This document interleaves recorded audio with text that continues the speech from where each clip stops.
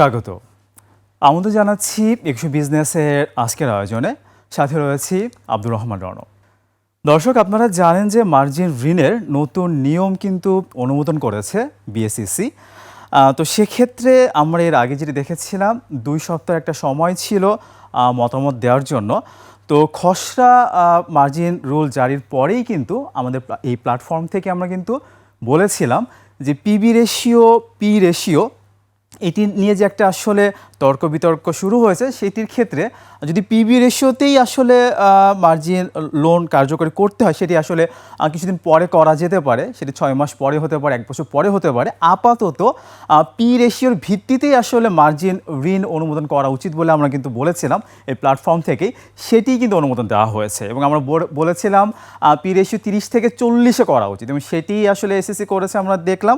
এবং আমরা কিন্তু এই প্ল্যাটফর্ম থেকেই বলেছিলাম যে পার্শিয়াল বেসিসে আসলে পি রেশিও নির্ধারণ করা উচিত, সেটিকে আমরা দেখতে পাচ্ছি শেষ পর্যন্ত ট্রেলিং বেসিসে আসলে পি নির্ধারণ করা হয়েছে। অর্থাৎ আমরা যদি দেখতে পাচ্ছি বাজারের সাথে আসলে কথা বলে বর্তমান কমিশন কিন্তু সিদ্ধান্তগুলো নিচ্ছে। তারা কিন্তু বিভিন্ন স্টেক হোল্ডারদের সাথে বসছে এবং এই নিয়েও অনেক কথা হচ্ছে। অনেকে বলছে যে এই কমিশন অনেক বেশি কথা বলছেন, কিন্তু আসলে কথা বলার দরকারও আছে। আমরা এর আগের কমিশনের সময় দেখেছিলাম যে তারা একদমই কথা বলতেন না বাজার নিয়ে।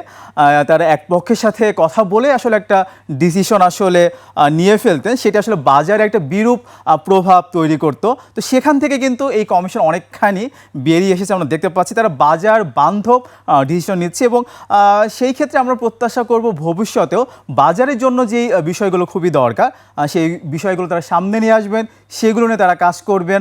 উদাহরণস্বরূপ হতে পারে, আমরা জানি যে উদ্যোক্তা পরিচালকদের শেয়ার ধারণ নিয়ে অনেক বছর ধরেই কথা হচ্ছে, কিন্তু নিয়ম কিন্তু মানা হচ্ছে না। 30%-এর যে ইস্যু, 30% হোল্ড করতে হবে সম্মিলিতভাবে এবং ব্যক্তিগতভাবে 2% শেয়ার হোল্ডিংয়ের যে ইস্যু, সেটি কিন্তু এখনও কার্যকরী হয়নি।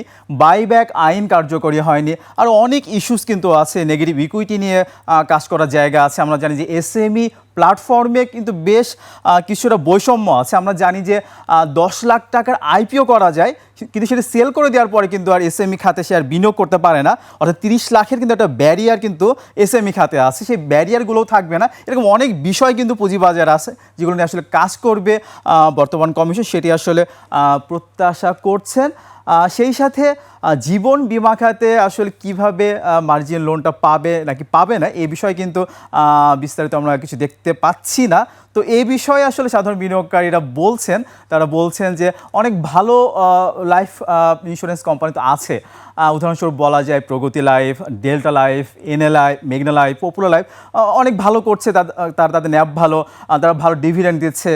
তো বিনিয়োগকারীরা বলছেন যে যারা ভালো ডিভিডেন্ড দিচ্ছে, 10%-এর উপরে ডিভিডেন্ড দিচ্ছে, তাদেরকে যেন পিই রেশিওর মধ্যে আনা হয়।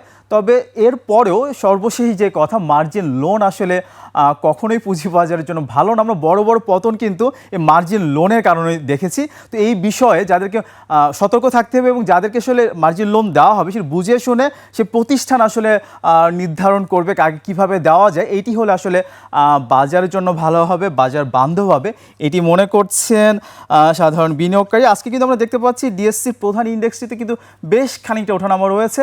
এই মুহূর্তে ব্রেক ইভেনের আশেপাশে কিন্তু ঘোরাঘুরি করছে, কিন্তু আমরা দিনের শুরুর দিকে আমরা দেখেছিলাম 30-40 পয়েন্টের বেশি বৃদ্ধি পেয়েছিল ইন্ডেক্সটি। লেনদেনও কিন্তু গত কার্যদিবসগুলোর মধ্যে আমরা দেখতে পাচ্ছি লেনদেনের পরিমাণ কিন্তু 750 কোটি টাকার আশেপাশে হয়েছে। আর ঢাকা স্টক এক্সচেঞ্জে আজকে নিউজের যদি আমরা একটু দেখে নিই, নিউজগুলো একটু দেখেন, তাহলে দেখবো যে ওয়ালটন হাইটেক ইন্ডাস্ট্রিজের একটা নিউজ এসেছে। আর সেখানে বলা হচ্ছে যে ওয়ালটন ডিজিটেক ইন্ডাস্ট্রিজের সাথে ওয়ালটনের একটা মার্জ হবে। তো এটি আসলে বিনিয়োগকারীদের জন্য ভালোই হবে, সেটি প্রত্যাশা করছেন। তারা প্রত্যাশা করছেন যে ওয়ালটন ডিজিটেকের অবশ্যই একটা ভালো কোম্পানি, ইপিএস ভালো, এরকম দেখে আসলে তারা আসলে মার্চ করছে। আসলে সাধারণ বিনিয়োগকারীদের স্বার্থ রক্ষাটাই আসলে সবার আগে। তো এছাড়া ঢাকা স্টক এক্সচেঞ্জের এবং আমরা যেটা জানছি এটা কিন্তু অনুমোদন করেছে হাইকোর্ট, সেটি আমরা দেখতে পাচ্ছি এখানে লেখা রয়েছে। এছাড়া আরও কিছু ঢাকা স্টক এক্সচেঞ্জের নিউজ যদি আমরা একটু দেখে নিই তাহলে দেখব যে নিউ লাইন, এখানে বলা হচ্ছে আমরা দেখতে পাচ্ছি নিউ লাইনে কিন্তু দর বৃদ্ধি পাচ্ছিল বেশ কয়েকদিন ধরেই, এবং ডিএসসি জানতে যাচ্ছে কি কারণে তাদের দর বৃদ্ধি পাচ্ছে, কিন্তু আমরা দেখতে পাচ্ছি তারা কোনো কারণ দর্শায়নি। তারা আমরা তো দেখি সাধারণভাবে দেখে থাকি কারণ দর্শানোর ক্ষেত্রে বলা হয় যে তারা কিছু জানে না, সে জানে না সেটিও আমরা দেখতে পাচ্ছি সেটিও তারা বলেনি, এটা অবশ্যই দুঃখজনক। এছাড়া ঢাকা স্টক এক্সচেঞ্জ আরও কিছু নিউজ যদি আমরা দেখেন তাহলে দেখব শার্প ইন্ডাস্ট্রিজ, তারাও আসলে তাদেরও একটা ইনকোয়ারি দেওয়া হয়েছে, তারা বলছে যে তারা আসলে কি কারণে দাম বাড়ছে অন্তত এটি তারা লিখে পাঠিয়েছে যে আসলে তারা জানে না। এছাড়া আরও যদি কিছু নিউজ আমরা দেখে নিই তাহলে যদি দেখি যে বাড়া কাপড় একই রকম ব্যাপার আমরা দেখতে পাচ্ছি, সাম্প্রতিক সময় বাড়া কাপড়টা দর বৃদ্ধি পেয়েছে, তবে সেই দর বৃদ্ধির কারণ কিন্তু তারা জানে না, সেটি ডিএসসিতে জানানো হয়েছে। জানিয়ে রাখছি গতকালকে বায়ের চাইতে সেল বেশি করেছে প্রাতিষ্ঠানিক বিনিয়োগকারী, সেই সাথে বিদেশি বিনিয়োগকারী। আমি যদি ডেটাটা একটু জানিয়ে দিই, গতকালকে মোট যে লেনদেন হয়েছিল তার 6.67% বাই করেছে প্রাতিষ্ঠানিক বিনিয়োগকারী, অন্যদিকে মাত্র 0.71 না 8.58 তার সেল করেছে, অর্থাৎ সেলের পরিমাণে বেশি ছিল। অন্যদিকে বিদেশি বিনিয়োগকারীদের আমরা দেখতে পাচ্ছি তারা বাই মোডে ছিল মাত্র 0.71%, সেখানে সেল মোডে ছিল তারা 1.88%, তার মানে সেল মোডটা তাদের অনেকখানি বেশি ছিল। অন্যদিকে গতকাল সেলের চাইতে বাই মোডে বেশি ছিল রিটেল বিনিয়োগকারীরা। আমরা জানি যে আমাদের বাজারের 90% লেনদেন কিন্তু রিটেলদের মাধ্যমে হয়ে থাকে, তো রিটেল বিনিয়োগকারীদের মাধ্যমে গতকালকে বাই ছিল 89.44%, অন্যদিকে সেল ছিল 87.52%। এছাড়া ডিলার কোডেও আমরা দেখলাম যে গতকালকে সেলের চেয়ে বাই বেশি ছিল, বাই ছিল 2.01% এবং সেল ছিল 1.25%। এবং জানিয়ে রাখি মার্কেটে পি রেশিও কিন্তু ওভারঅল মার্কেটে পি রেশিও কিন্তু এখনও 10-এর নিচে, অর্থাৎ আমাদের আশেপাশের দেশগুলোর চাইতে আমাদের পি রেশিও কিন্তু অনেক ভালো অবস্থানে আছে, একটা বিনিয়োগযোগ্য অবস্থায় আছে।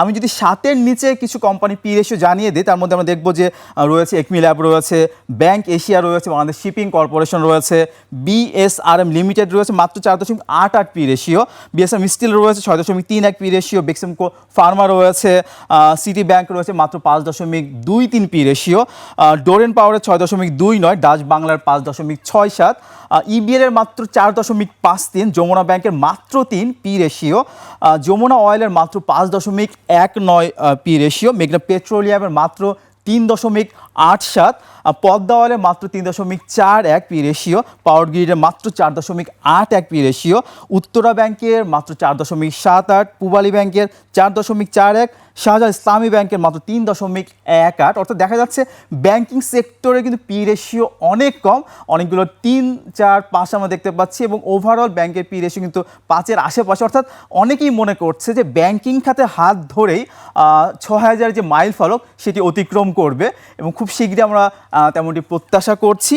আজকে যদি আমরা একটু দেখে নিই যে টাকার অঙ্কে লেনদেনের শীর্ষে যে কোম্পানিগুলো অবস্থান করছে তার মধ্যে প্রথমে রয়েছে মালিক স্পিনিং, দর বৃদ্ধি পেয়েছে এবং ভালো একটা কোম্পানি। আমরা কিন্তু 27-28 টাকা থেকে দেখতে পাচ্ছি কিন্তু একটা টানা বৃদ্ধি কিছুদিন এখানেই অবস্থান করছিল 44-45 লেভেল, সেখান থেকে কিন্তু আমরা দেখতে পাচ্ছি প্রায় আজকে 4.33% দর বৃদ্ধি পেয়েছে এবং লেনদেন হচ্ছে প্রায় 30 কোটি টাকা।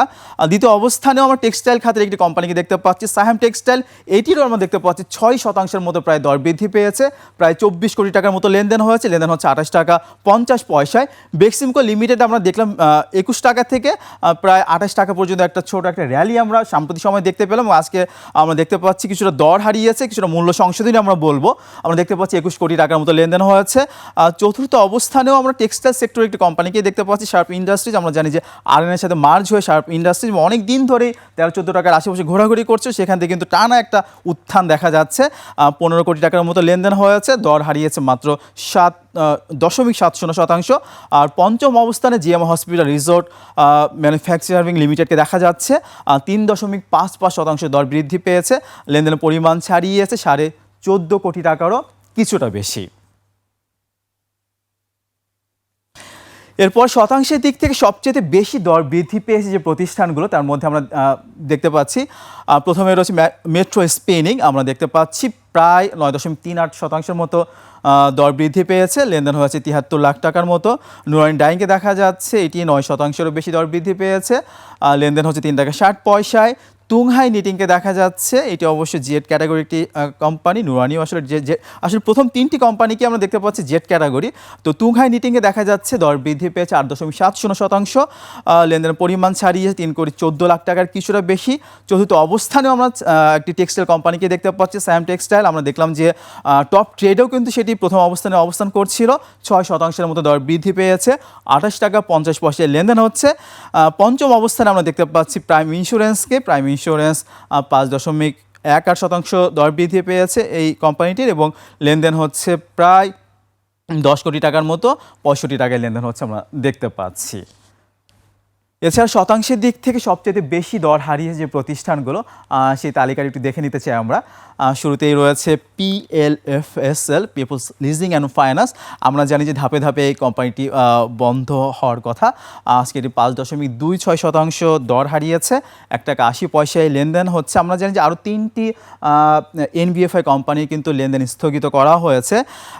আমরা একটু জানিয়ে রাখছি এর পরবর্তী অবস্থান ICB অগ্রণী ফার্স্ট মিউচুয়াল ফান্ড। এর পরবর্তী অবস্থানগুলোতে রয়েছে first finance, premier leasing, progressive life insurance. Progressive life ইন্স্যুরেন্সকে দেখা যাচ্ছে 3.62% দর হারিয়ে লেনদেন হচ্ছে 39 টাকা 90 পয়সায়। তো দর্শক, এই ছিল ঢাকা স্টক এক্সচেঞ্জের এই মুহূর্তের খবরাখবর। নিচ্ছি একটা বিরতি, ফিরছি একটু পরে, আমাদের সঙ্গেই থাকুন।